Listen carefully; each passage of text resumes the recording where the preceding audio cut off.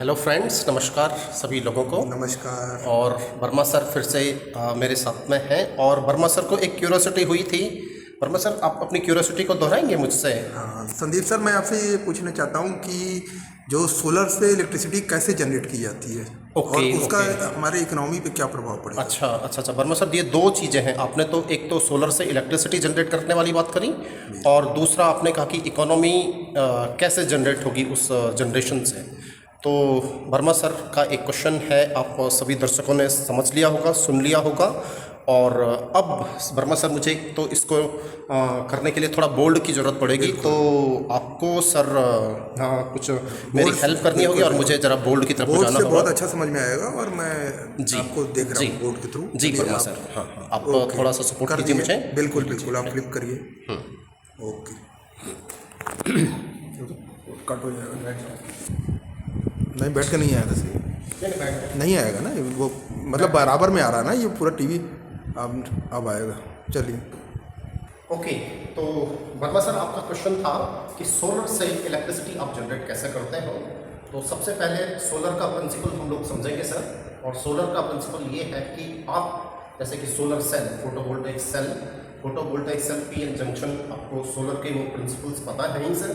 और जैसे कि एक डायोड सेल, जैसे कि एक सेल की बात करेंगे, ये सपोज दैट सोलर सेल है सर। इसका नाम दिया हमने सोलर सेल। और यहाँ कहीं सर आपके पास सन रेज,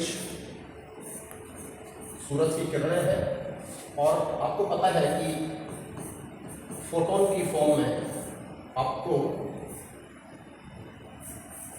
सोलर एनर्जी पूरी सरफेस पे, अर्थ की सरफेस पे, या पूरे जो वायुमंडल में है या वायुमंडल के बाहर भी है, यूनिवर्स में है, वो सोलर एनर्जी आपको प्रोवाइड करवाता रहेगा।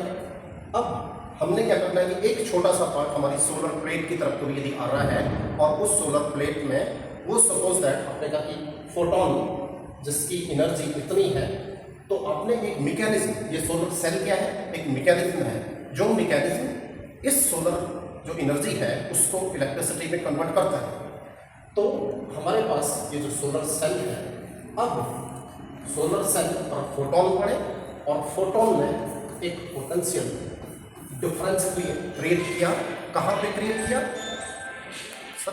तो सर मैंने ये कहा था कि फोटॉन्स पड़े सोलर प्लेट के ऊपर, और सोलर प्लेट के कॉर्नर्स पर एक पोटेंशियल डिफरेंस क्रिएट हुआ। और पोटेंशियल डिफरेंस क्रिएट होने का मतलब एक पोटेंशियल मिला, और यदि आप इसको क्लोज पाथ में ले जाओगे तो एक अमाउंट करंट की फ्लो यहाँ करना शुरू करेगी।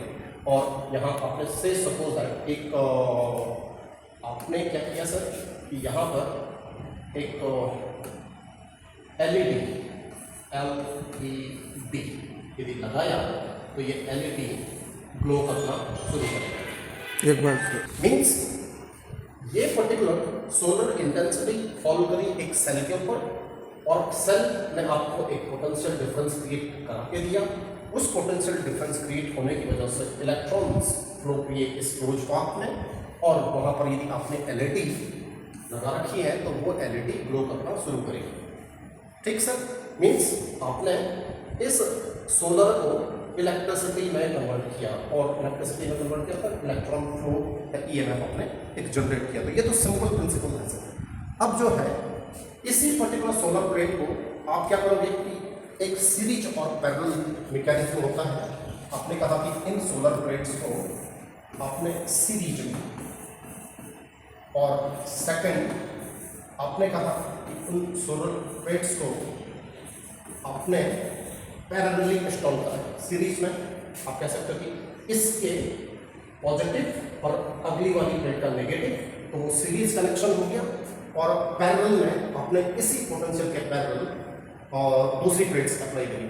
तो इनसे फायदा क्या होगा कि आपको यदि पोटेंशियल का लेवल बढ़ाना है, तो पोटेंशियल का लेवल बढ़ाना है तो आप क्या करोगे, सीरीज कनेक्शन करोगे। मीन्स आपके पास जनरेशन 6 वोल्ट का ये प्लेट सोलर सेल कर रही है, आपको 12 वोल्ट चाहिए, आपको 18 वोल्ट चाहिए, आपको 24 वोल्ट चाहिए, तो आप सीरीज कनेक्शंस करोगे।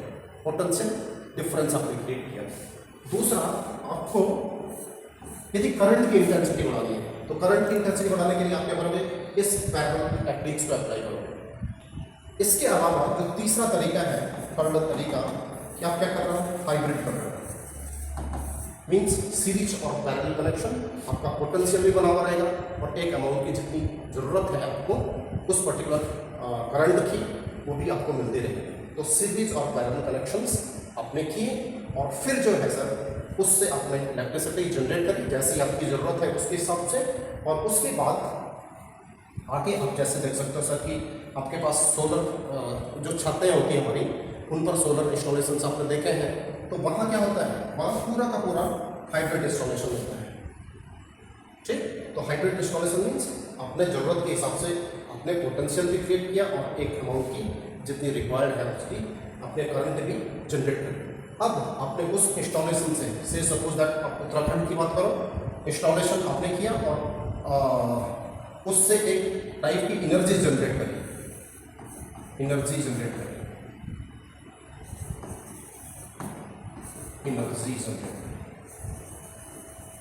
एनर्जी जनरेट की।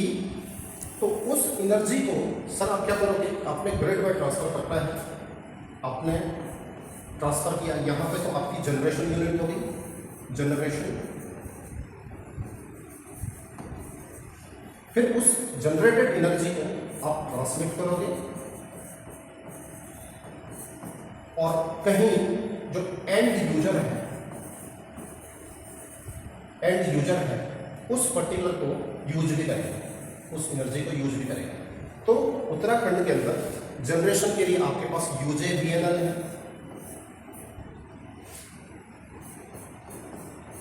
उत्तराखंड जल विद्युत निगम इसको बोलते हैं, जल विद्युत निगम लिमिटेड इसको बोलते हैं। ट्रांसमिशन के लिए जो कंपनी तैयार की गई है वो पेट्रोल है, पावर ट्रांसमिशन, पावर ट्रांसमिशन के लिए। और डिस्ट्रीब्यूशन के लिए आपके पास UPCL है।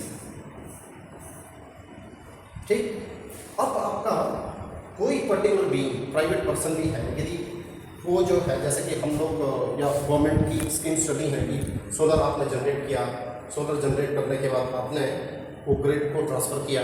तो ग्रिड को ट्रांसफ़र किया मीन्स UJVNL जैसे आप हो गए, ट्रांसमिट किया, ट्रांसमिट करने के बाद एंड यूजर तक पहुंचा।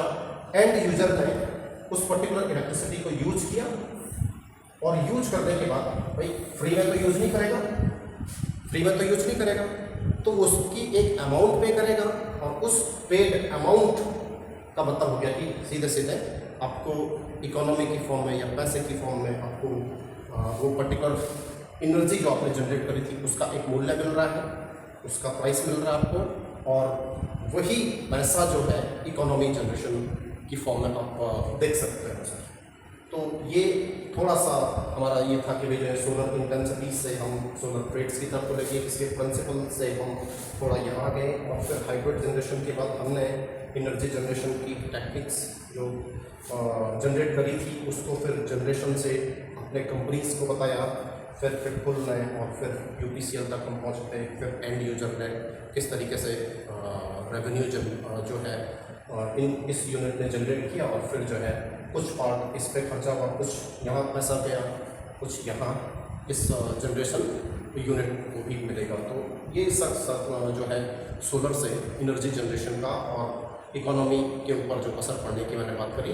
तो जैसे सोलर इंस्टॉलेशन हम लोग कर रहे हैं, तो जो पर्टिकुलर बीम कर रहा है सोलर इंस्टॉलेशन, तो एनर्जी जितनी वो उसकी यूनिट जनरेट करेगी तो उस एनर्जी के बदले में उसको एक अमाउंट मिलेगी, पैसा मिलेगा। तो ये पर्टिकुलरली उस पर्टिकुलर बीम की इकोनॉमी को अच्छा करेगा और टोटल जो है इकोनॉमी के ऊपर इससे असर पड़ेगा। तो ये एक टाइप का डिस्ट्रीब्यूटेड जनरेशन हम इसको कह सकते हैं कि भाई जहाँ बड़ी बड़ी बिल्डिंग्स हैं उनकी छत पर, प्राइवेट बिल्डिंग भी बड़ी है तो वहाँ पर ज़्यादा आप इंस्टॉलेशन करके इस टाइप से ज़्यादा एनर्जी को जनरेट कर सकते हैं। और मीडियाज ये हैं कि आपको किस तरीके से उससे इकोनॉमिकल बेनिफिट मिलेगा। तो टोटल इंस्टॉलेशन इस टाइप से तो कम्प्लीटली उत्तराखंड की इकोनॉमी के ऊपर असर पड़ेगा। तो सर ये कुछ कहना था मेरा, और आप कितने सेटिस्फाइड हैं सर इस बात से, तो मैं आपसे फिर जानना चाहूँगा।